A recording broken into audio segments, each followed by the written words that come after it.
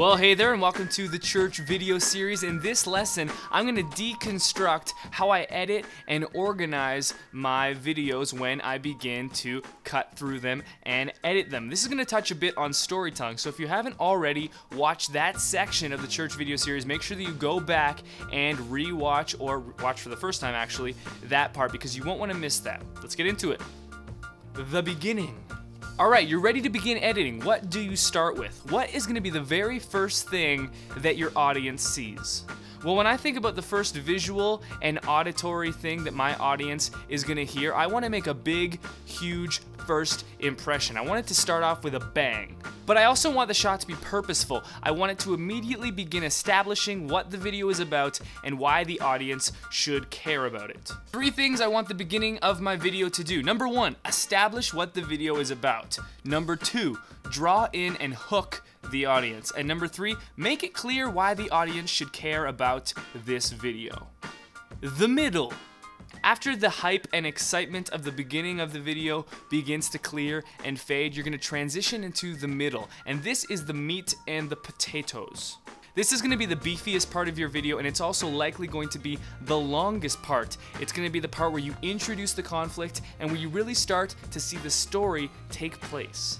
This part of my videos are generally less filled with hype and excitement, and so it's my job to shape the dialogue and the storytelling in such a way that the audience is not going to want to tune out. If the beginning of my video has done its job and drawn them in and hooked them, the middle's part is to really keep their attention until it gets to the end. This is the part where you're most likely to lose your audience. They're most likely to click away from the YouTube page, they're most likely to mentally tune out, and so you have to keep them drawn in with solid and brilliant storytelling. 3 things I want the middle of my video to do. Number 1, introduce the central conflict.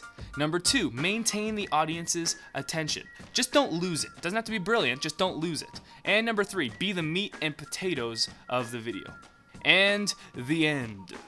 Time to capitalize, time to win. It's the 4th quarter, you had a strong start, you had a strong, consistent pace throughout the middle, and now it's time to win. You're already in the red zone, no need for a Hail Mary, now it's just time to execute. Too many sports metaphors? The end is where you introduce the main takeaway of the video. The audience has watched, they've sat through, now what's the action step that you want them to take? The end is also the time to tie up all of the loose ends. Don't leave any of them hanging. Now obviously this seems obvious, but it is easy to overlook, so be mindful of it. And remember, you don't need to be shooting a crazy cinematic adventure to apply these techniques to your videos. For instance, in my video announcements, I always end them in the same way. I always say, well, that's all for me in the announcements this week. And then the call to action to the congregation is to stand and enter into worship. I have a consistent call to action and a main takeaway. 3 things I want the end of my video to do. Number 1, resolve the central conflict in some capacity.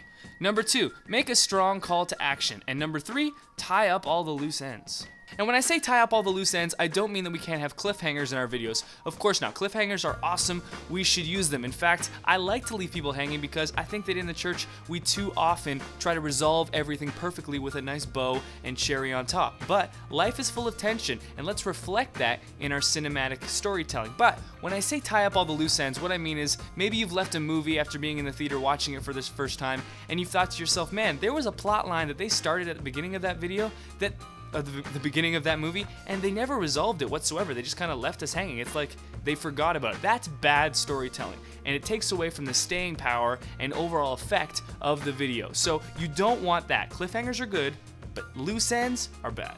Finally, to conclude, thinking about your videos in this beginning, middle, end structure and using that structure to construct and edit your videos, it can seem a little bit rigid and it can seem a little bit stiff, but it's a very good discipline that even I use every single time because it's easy to stray away and be a bad storyteller. You can get caught up in the visual effects, you can get caught up in the nice music, especially if you're a one-man crew. It's easy to forget the main point, and the main point is to construct a great story that's going to draw your audience in, and sticking to this structure can be very helpful for that.